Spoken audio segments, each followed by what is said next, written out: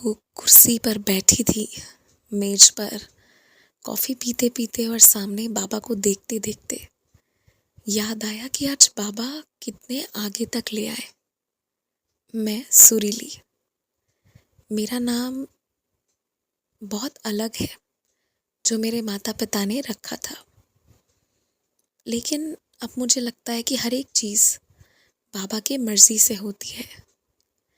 अगर मैं बात करूं बाबा के चमत्कार या अनुभूति की, तो शायद उसे गिन पाना और गिना पाना अब असंभव सा है। जीवन में इतने सारी चीज़ें, इतना कुछ बाबा ने करके दिखाया, लगता है कि जितना लंबा जीवन नहीं, उससे ज़्यादा बाबा का प्रेम रहा है, जिसके वजह से हम लोग आज यहाँ तक पहुँचे हैं। आज अभी से थोड़ी देर पहले जब मैं नीचे चिड़िया को दाना देने, पशुओं को खिलाने और कुछ फल सब्जियां लेने जा रही थी, और वही छोटे छोटे बच्चों को स्कूल जाते देख रही थी, मुझे अपने वो पुराने दिन याद आ गए। और तभी मैंने सोच लिया था कि मैं अपनी कहानी शुरू से सभी को बताऊंगी, मैं सब कुछ बताऊंगी। शायद मेरी कहानी से अगर कुछ लोग भी बाबा की महिमा को थोड़ा भी समझ पाएं और बाबा के रास्ते अपना लेना, तो मेरे लिए यही काफ़ी होगा। क्योंकि जो बात बाबा में है और जो बाबा हमारे लिए कर सकते हैं ना, वो हम सोच भी नहीं सकते। कितना बाबा कितना कुछ कर सकते हैं और कितनी बाबा की कृपा है, ये हमारे सोच विचार से बहुत बहुत परे है, बहुत ज़्यादा। अगर मैं बताऊं तो हम दोनों जो भाई बहन है ना, हमसे पहले जब हमारी अम्मा को बच्चे नहीं हो रहे थे, तो हमारी दादी, वो बाबा की बहुत बड़ी भक्त थी और वो बाबा की बड़ी पूजा करती थी। उन्होंने मेरी माँ को कहा था कि वो भी बाबा की पूजा करे। और मेरे माता पिता के शादी हो जाने के तकरीबन 20 साल हो गए थे, 20 साल, और एक भी उनको बच्चा नहीं था। लेकिन मेरी दादी, जो आप समझिए ना कि धीरे धीरे सुस्त होती जा रही थी शरीर से, शरीर कम काम करता था, लेकिन भक्ति उनकी हर दिन बढ़ती जा रही थी। और मेरी दादी ने कहा था कि बाबा ज़रूर तुम्हें भी बच्चे देंगे, तुम्हें माता पिता बनने का सौभाग्य मिलेगा। मेरे माता पिता ने उम्मीद भी छोड़ दी थी कि कभी वो माता पिता भी बन पाएंगे।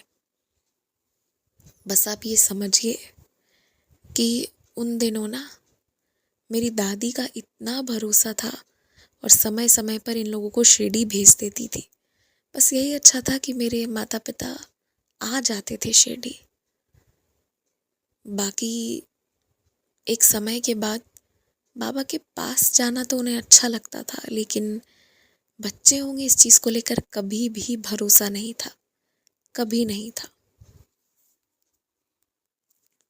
क्योंकि सबूरी 1 साल, 2 साल, 3 साल, 5 साल कोई रख सकता है। फिर डॉक्टर ने भी मना कर दिया था, हाथ खड़े कर दिए थे कि नहीं हो पाएगा। तो वो लोग को भी यही था कि नहीं हो पाएगा। बस मेरे माता पिता अपना जीवन जी रहे थे, और जितना मैंने अपनी माता से सुना है, इससे मुझे यही पता है कि आपस में दोनों खुश थे।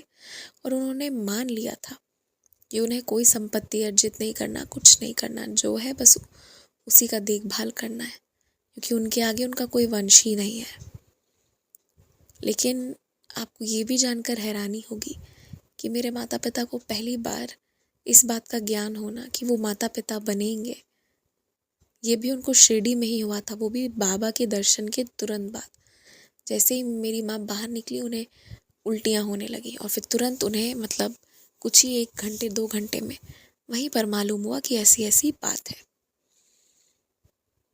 और इससे बड़ा बाबा का कोई संकेत नहीं हो सकता था। और जिस दिन ऐसा हुआ था ना,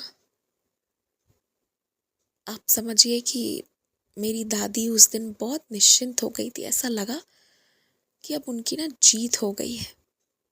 ये मेरी दादी खुद ही बताती थी कि उनको लगता था ये उनकी जीत है, बहुत बड़ी जीत है, कि उन्होंने जीवन भर भक्ति की। और अगर ये चीज़ नहीं होती ना, 20 साल सबने इंतज़ार किया, 20 साल, लेकिन अगर ये चीज़ नहीं हुई होती ना, तो शायद वो मरने से पहले ना उनका थोड़ा सा बाबा से भरोसा डगमगाया होता, पर अब वो भी नहीं। ऊपर से बहुत पुरानी बात है, तो मेरी माँ और मेरे पिता को ये नहीं पता था कि उनके 2 बच्चे होंगे। डॉक्टर्स को भी नहीं देखकर समझ आया था, पर जब बच्चे हुए, जब बाबा ने दिया तो हम दोनों को दिया, भाई बहन 2 लोग एक साथ। तो जब दिया तो भरपूर, ये मेरे बाबा की महिमा थी। पर ये सब चमत्कार तो मैं आपको वो बता रही हूँ ना, जो इन लोगों ने देखा। और मैं अपनी दादी की भी बताऊंगी, जो मेरी दादी ने देखा है। पर ये सब मैंने बस सुना है, कि उसका एक हिस्सा मैं भी रही हूँ। बस मेरे साथ ना ये था कि मेरे जन्म होने के 6 साल तक मैं ना बोलती ही नहीं थी, बोलती ही नहीं थी। और मेरे माता पिता डॉक्टर से बहुत जगह दिखा लिए, पर इसका कोई इलाज नहीं हो पा रहा था कि मैं बोलती क्यों नहीं हूँ। तब बहुत लोगों ने दादी से ये भी कहा था कि जब कोई चीज़ आपकी किस्मत में नहीं है, आप ज़बरदस्ती मांगते हो ना, तो ऐसा होता है कि साथ में कुछ चैलेंज, कुछ डिफेक्ट, कुछ प्रॉब्लम भी मिलती है, इसलिए ज़िद नहीं करना चाहिए इतना। पर मेरी दादी का ना अटूट भरोसा था कि अगर बाबा ने दिया है तो इसे भी ठीक करेंगे। और भविष्य में जाकर हुआ भी वैसा। मुझे कुछ भी याद नहीं है, मुझे सिर्फ इतना याद है कि मैं बेहोश थी और मुझे होश से उठाया गया। पर इन लोग का ये कहना है कि मैंने बहुत जोर से साईं चिल्लाया था, बहुत जोर से। और मुझे कुछ भी याद नहीं है कि मैंने साईं चिल्लाया था। मुझे इतना अच्छे से याद है कि मैं खेल रही थी और उसके बाद कुछ नहीं, उसके बाद मैं एकदम से गिर गई। और ये अनुभूति मेरे पास एकदम सच्ची घटना। पर मेरे माता पिता ने जो देखा और जो दादी ने देखा कि मैंने बहुत जोर से साईं चिल्लाया था, उन लोग को ऐसा लगा कि किसी ने मेरा गला पकड़ लिया हो। और वाकई में मेरे गले में एक हल्की सी निशान हो गई थी, जैसे किसी ने मेरा गला दबाया हो, ऐसा। और मैंने पहला शब्द ही साईं बोला था और वहाँ से मैंने बोलना शुरू किया था। उसके पहले तक मैंने कभी कुछ कहा ही नहीं था। तो ये मेरे जीवन का पहला चमत्कार था, जो मुझे थोड़ा याद है और मेरे माता पिता को मुझसे बेहतर याद है। मुझे भी ये घटना पूरी याद है कि मैं गिर गई थी और पहली बार मैंने साईं कहा था। और मैंने साईं क्यों कहा था ये मुझे भी नहीं पता, शायद घर पे सुनती रही होंगी इसलिए। पर उन लोगों का कहना है कि सामने जैसे कोई खड़ा था, मैंने वैसा बर्ताव किया, पर मैंने किसी को नहीं देखा था। मैं बस खेलते खेलते मुझे कमज़ोरी लगी है और मैं बेहोश हो गई हूँ, ये मेरा एहसास है। और मुझे ये आज भी अच्छे से याद है। पर जो भी था, अगर बाबा की मर्ज़ी नहीं होती तो मुझे आवाज़ नहीं मिलती। वो सिर्फ बाबा की मर्ज़ी थी कि मुझे आवाज़ सबसे पहले बाबा ने दिया। और ये सब अगर आप एक तरह से लगा लो ना, तो भले ये भी मेरे ही जीवन में हुआ चमत्कार है कि मुझे आवाज़ मिली, पर अगर आप गौर से देखें तो ये सब अभी तो मेरे माता पिता ने ज़्यादा अच्छे से देखा है, दादी के देखे हुए हैं, जिसकी वजह से उनका बाबा पे भरोसा अटूट हो गया। पर ये सब बहुत ज़्यादा अभी मैंने आपको बताया नहीं है। मैं बताती हूँ आगे कि क्या हुआ था, कितनी सारी लीलाएं बाबा ने मेरे जीवन में की। जय साई राम रिस्पेक्टेड डिवोटीज। ये स्टोरी जो है ये आगे कंटिन्यू होगी नेक्स्ट एपिसोड में। इनकी और भी लीलाएं आपको श्रवण करने को मिलेंगी। जय साई राम।